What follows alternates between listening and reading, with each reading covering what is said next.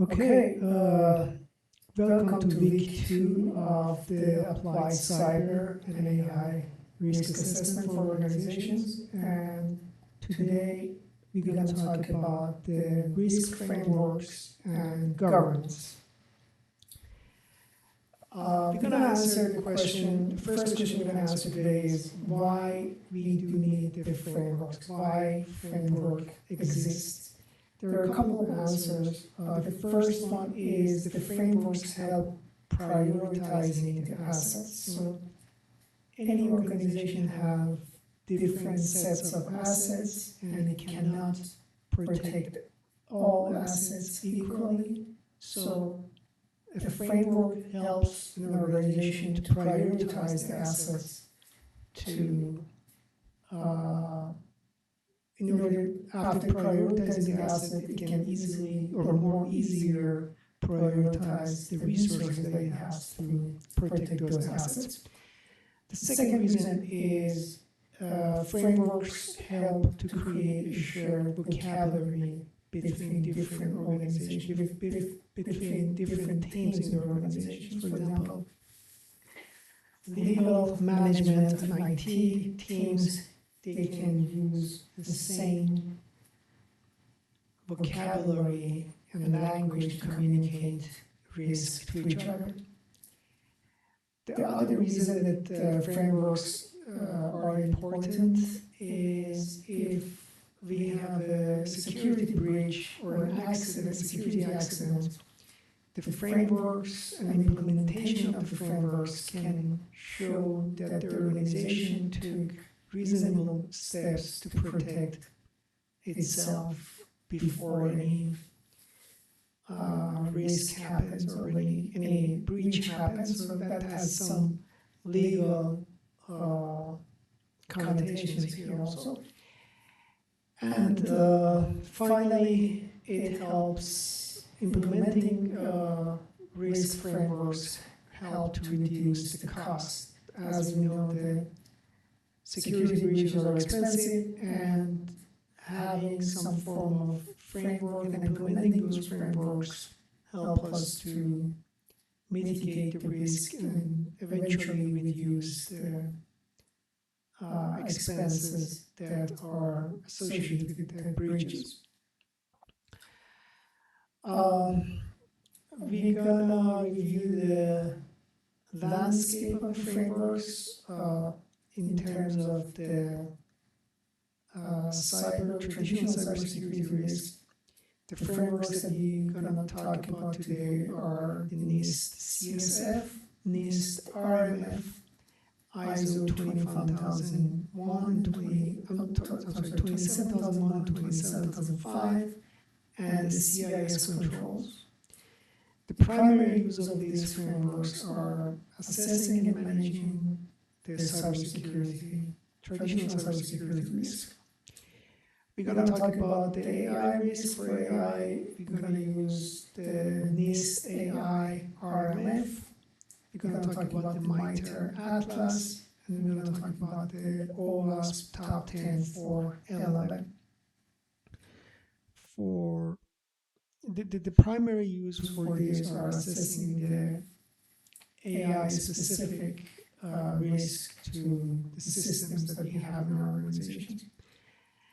And we're going to talk about the governance and compliance. The frameworks that we're going to talk about are HIPAA, FERPA, GDPR, EU AI Act, and some of the state AI laws that are applicable. And the primary use for them are legal and regulatory obligations that are associated with them. So the first framework we're going to talk about is the NIST Cybersecurity Framework. So NIST is the National Institute of Standard Technology, part of the U.S. Department of Commerce, and the NIST Cybersecurity Framework helps organizations build and improve cybersecurity by providing a flexible, outcome-based approach to manage cyber risk across core functions. And there are 6 core functions that the CSF2 provides. The first one is govern, which talks about establishing policies, roles, and accountability.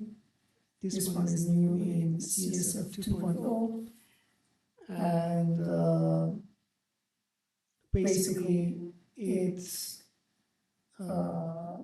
define the security policy and assign accountability for who is responsible for each part of the security of the organization.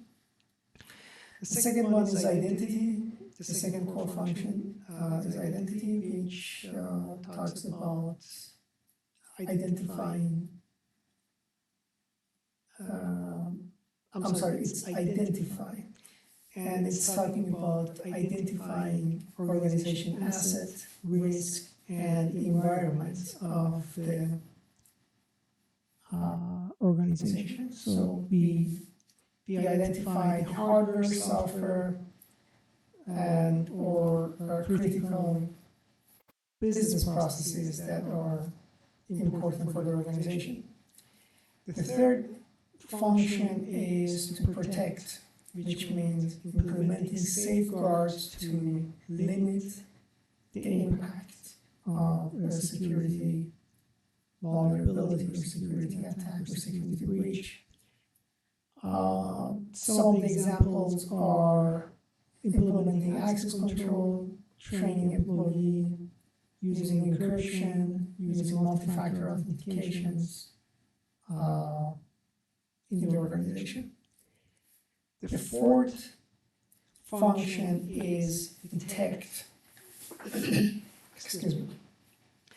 And detect deals with developing capabilities to identify incidents. An example would be using security monitoring software, implementing logging in different systems, and using intrusion detection systems as well. The fifth function is respond, which talks about taking action when an incident is detected.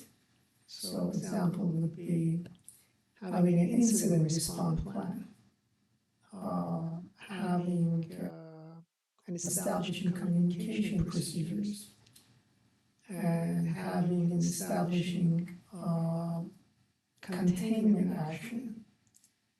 So these are examples of the response core function. The final function is, the sixth function is the recover, which deals with restoring capabilities after an incident happened. Examples are having backups in place, having a disaster recovery plan, and having and practicing lesson learned activity after a security breach happened, and kind of like a post-mortem analysis of each security incident that happened in your organization. So these are the six core functions of NIST CSF. Moving on, the next framework that we're going to talk about is the NIST Risk Management Framework, or RMF. This one has 7 core functions. The first one is prepare. Prepare talks about or deals about identifying key roles, risk management strategy, and organization level systems. Example would be defining security responsibilities and identifying the system stakeholders. The second function here is categorize, which classify information systems based on the security impact analysis. For example, FIPS 199. Another examples are assessing whether a system has low, moderate, or high impact based on the confidentiality, integrity, and availability requirement that we discussed last week. The third function is select, which talks about choosing a baseline of security controls for the systems. One of the examples is NIST SP800-53,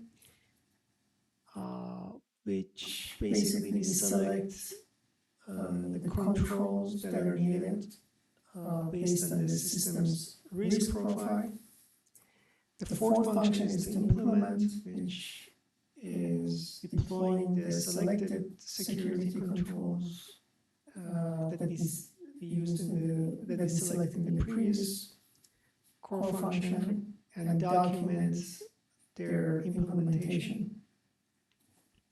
For example, enabling multi-factor authentication and configuring audit logging. Those are the examples of implement. Then we have the assess, which determines if the controls are effective and function correctly.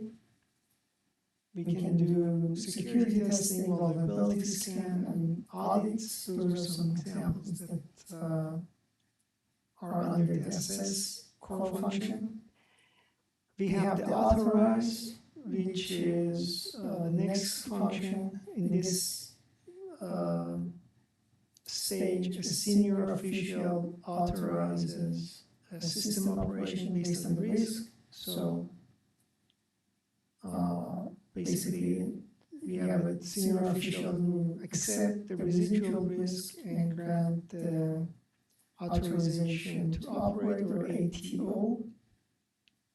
And finally, we have the monitor function, which continuously tracks security controls, assess effectiveness, and reports any security vulnerability or any incident that happens. For example, reviewing security logs, applying patches, and assessing controls as condition changes are part of the monitor stage. So one of the questions that might come up here is what are the differences between the NIST CSF that we discussed in the previous slide and the NIST RMF. So the purpose of the CSF is improve security posture. On the other hand, the purpose of the RMF is authorize and manage systems risk.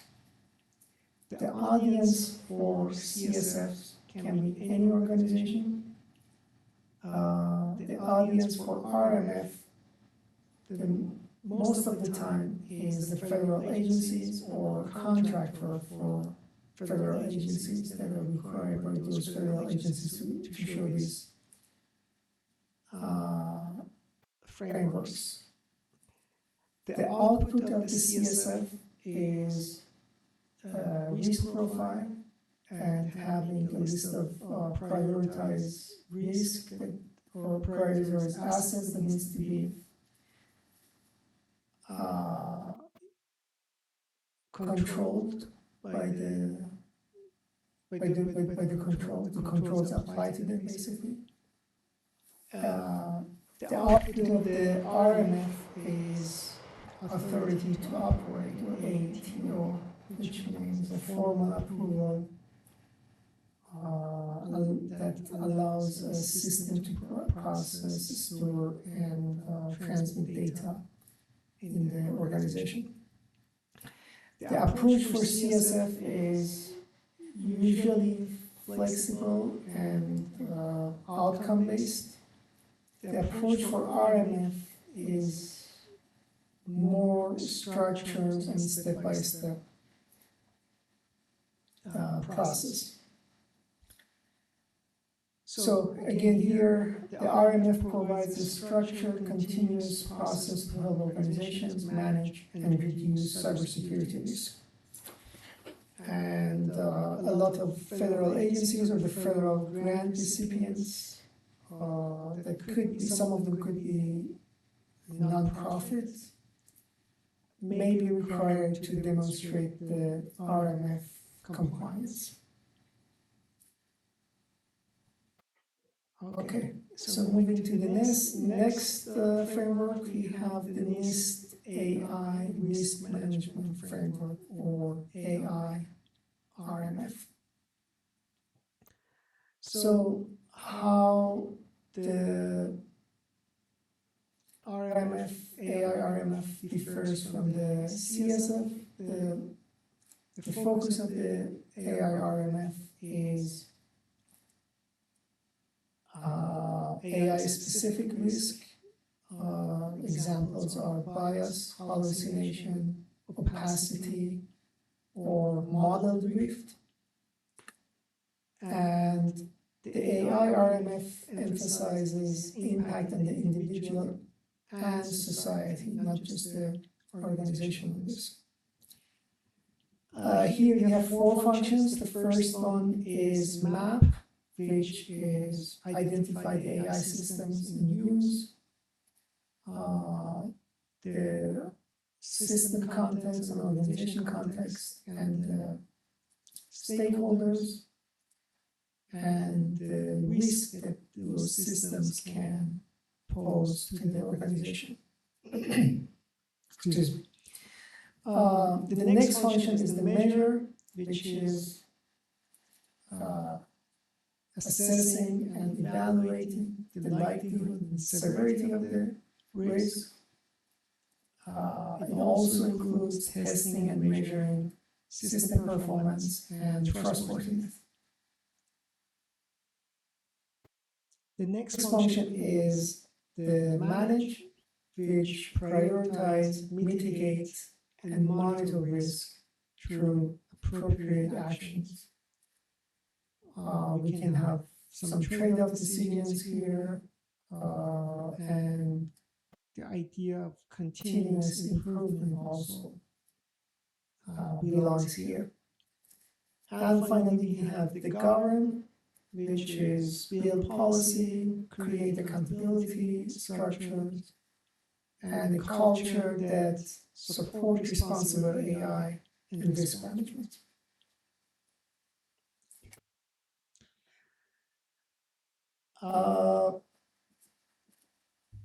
We're going to talk about the ISO and IEC 27001 to 27005. So the ISO is the International Organization for Standardization, and IEC are International Electrotechnical Commission. So ISO is basically the organization for standardization, and IEC is one of the organizations that leads in computer science and electrotechnical advancement. So together they developed two standards, 27001 and 27005. 27001 is the international standard for establishing an information security management system, or ISMS. It is a certifiable framework. The organization can be audited and certified. And 27005 is the companion standard, which is specifically for information security risk management and provides the risk assessment methodology that support the 27001. So why ISO is important for this course? So some of the hospital and healthcare organizations partnering with large organizations, for example, insurances, are required to comply and be certified by ISO. Some of the nonprofits that are partnered with the some specific federal corporation might be required to have these standards. And also, if there is a nonprofit that is bidding on the government contract, they might be also required to have this certification. The next framework is the CIS, which is Center for International Security, and we have CIS controls, which are the sets of 18 prioritized security control to defend against most of the cyber attacks. Unlike the NIST CSF, which is a voluntarily framework, the CIS controls are prescriptive. They tell organizations what they need to do. And AI, so traditionally CSI controls was for traditional cybersecurity. AI is implicitly in some of the controls, but if we want to cover AI comprehensively, we have to combine the CIS control with NIST AI RMF. So the CIS divides the organization into three implementation group, or IG. So we have IG1, which usually deals with the small businesses, nonprofits, especially if there's like a limited IT staff or resources available. And the IG1 talks about the basic security and cybersecurity hygiene. Then we get to IG2, which are the organizations which have more resources and sensitivity, so bigger than IG1. And finally, we have the IG3, which are for high risk or regulated environment, things like big hospitals or big financial institutions. Those belong to IG3. So on the right side, you see those 18 controls, and each control has, you see green for IG1, orange for IG2, and blue for IG3. So for example, control number 1 is inventory and control of enterprise assets. For IG1, we have 2 out of 5, which means that there are 5 safeguards. For IG1, only 2 of them applies. For IG2, 4 of them applies, and for IG3, all of them applies. Okay, moving to MITRE Atlas and OWASP Top 10. So MITRE Atlas is adversarial threat landscape for AI system, is knowledge base of adversarial techniques that is used against the AI system. It was modeled after the MITRE attack. So MITRE attack was for traditional cybersecurity, but now the MITRE Atlas deals with the AI specific threat. It's used to identify how AI system can be attacked or fail. And MITRE Atlas also helps with structuring questions like, what could go wrong with this AI tool? The other framework that we have is the OWASP Top 10 for large language models. And OWASP is open worldwide application security project. So it was initially developed for web application security, and now the top 10 for OWASP top 10 for LLM specifically deals with the large language model critical securities. And there is also another one which is almost top 10 for agentic applications, which respectively talked about the top 10 security risk for agentic applications.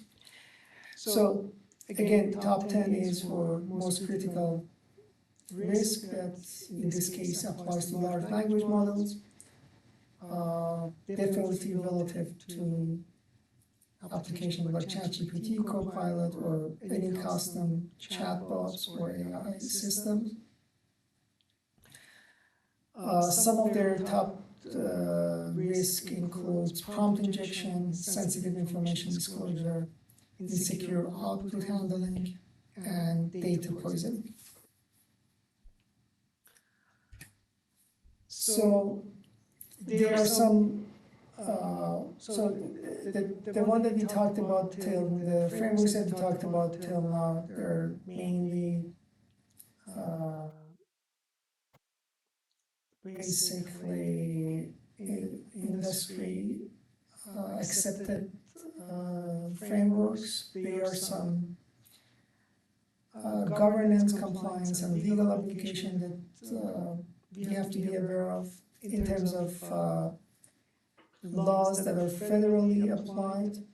The biggest one here is HIPAA, which is Health Insurance Portability and Accountability Act, which protects the patient's health information, applies to any third-party AI tool that processes the protected health information, or PHI.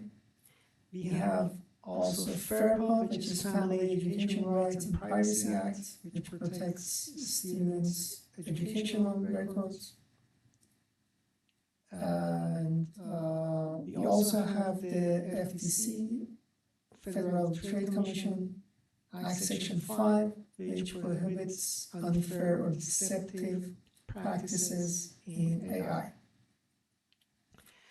We have also, so those were the federal laws. We have some emerging AI-specific regulation. We have European Union AI Act, which is a race-based AI classification, probably one of the most comprehensive AI risk acts that exist.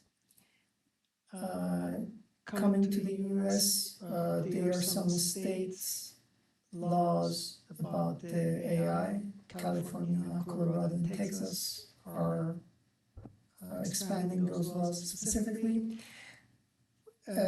California specifically has California Consumer Privacy Act and California Privacy Right Act that have AI-specific regulation in it. And there is another one recently, a couple of 2 years from now, 2 years ago, which was passed, which is California SB 1047 and AB 2013. I believe SB is a Senate bill. SB 1047 talks about safe and secure innovation for frontier AI models. And AB 2013 is, AB stands for Assembly Bill, which is AI Training Data Transparency Act, which improves the transparency about where the AI training data comes from. And the SB 1047, which was safe and secure innovation for frontier AI model, attempts to impose safety requirements on major AI models before release. We have some voluntarily standards which have some practical weight, specifically the NIST AI RMF. So most of the NIST frameworks are voluntarily, but again, if you're if you're a federal organization or working with a federal organization or large institution, large organization, they are usually expected, those partners are expected to have these NIST frameworks implemented.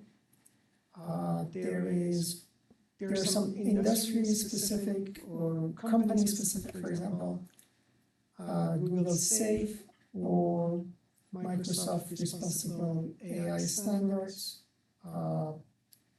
Some of them, in this case, for example, Google Safe and Microsoft Responsible AI standards are developed by Google and Microsoft respectively, but they do not only apply to those companies. They can be applicable to any companies basically, and when clients or regulation requires, they have to be implemented and followed by the organization.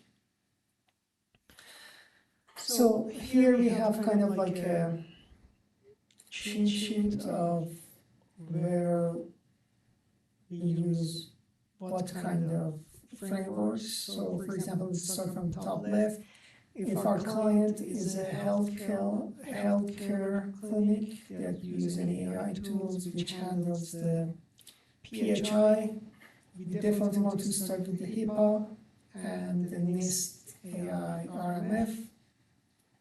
Some of the controls, there are definitely more, but some of the critical controls that you can use here is data encryption, access control, implementing access control, having audit logging, having business associate agreement or BAAs, and discrete data handling policy. The next example is if you have an organization that is using ChatGPT, Copilot, or any third-party AI application, we probably want to start with the light version of NIST CSF 2.0 and a light version of NIST AI RMF. The controls that we want to establish are data classification. We don't want to make sure that if you have any sensitive data, it doesn't get in the AI system. We want to have an acceptable use policy. We want to approve. We want to have a list of approved tools. We definitely want to work on the user training, and we want to have a basic knowledge of OWASP top 10 for large language model. If our client is any organization which does not have any security policy, we definitely want to start with NIST CSF2, specifically govern and identify core functions. Some of the critical control would be asset inventory, basic security policy, multi-factor authentication, endpoint protection, and backup strategies. If our organization is seeking to improve overall posture of its AI and cybersecurity, in this case, we want to look at the full adaptation of the NIST CSF, specifically for traditional cybersecurity, and NIST AI RMF for AI risk. Some of the critical controls are risk assessments, incident response plan, vulnerability management, and continuous monitoring. If we have an organization with international operation and partners, we definitely want to look at the ISO series, in this case 27001. Some of the critical controls are having a formal ISMS system, documenting policies, having a risk register, having a list of approved supplier or vendors, and also tracking, having a system for tracking the compliance of the organizations. If our client is an organization which has AI tools with the ability to harm organization, we definitely want to look at the NIST AI RMF and MITRE Atlas. Some of the critical controls could be having AI risk assessment, having human in the loop controls for important decisions. We don't want to rely 100% on AI. We want a human to confirm important decisions, model monitoring, adversarial testing, and having an incident response for the AI are some of the controls that are important here. Okay, so we have in-class activity here, which is applying risk frameworks. The objective is apply the cybersecurity and AI risk frameworks to a real-world non-profit scenarios. If we use NIST CSF or AI RMF, we have to be able to answer in terms of govern, who is responsible for security and AI risk, in terms of identify what are the key assets and risks, for protect core functions, what are the two most urgent controls to implement, for detect functions, how would the organization know something is wrong, for respond and recover functions, we want to know what should the organization do if an incident occurs. For AI risk specifically, we want to know what new risk exists because of AI. Remember that these scenarios, we have a couple of constraints that we have limited budget, no or limited IT staff, and our end users are not very tech savvy. They don't have a lot of technical knowledge. They are knowledge workers. They're expert in their own field of expertise, but they are not very tech savvy. The deliverable would be the 10-minute group presentation and explaining the recommendation in the business language. So we don't want to use a lot of technical jargon.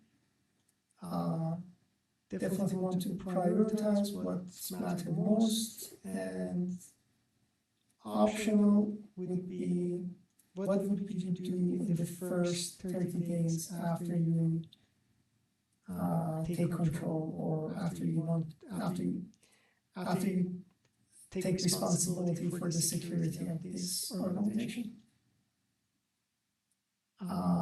That's it for today. Thank you for listening, and I hope this has been informative for you.